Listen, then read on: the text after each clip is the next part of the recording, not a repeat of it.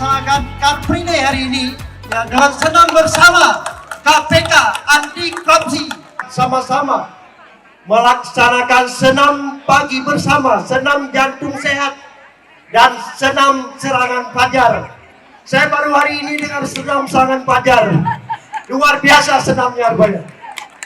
Alhamdulillah pemerintah Kota Banda Aceh yang sangat mendukung kegiatan pada hari yang berbahagia ini, dan kita terus ya, mengagendakan setiap minggunya untuk melaksanakan Car Free Day.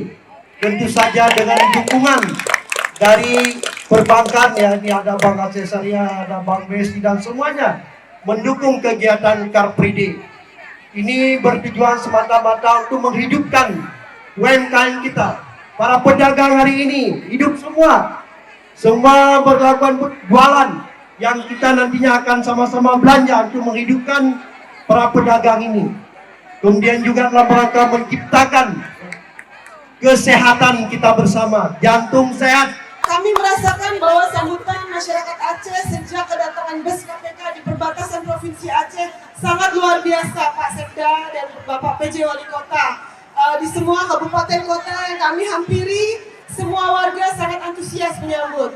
Nah, ini menurut pendapat kami adalah tanda bahwa warga Aceh sangat merindukan Indonesia yang bebas dari korupsi.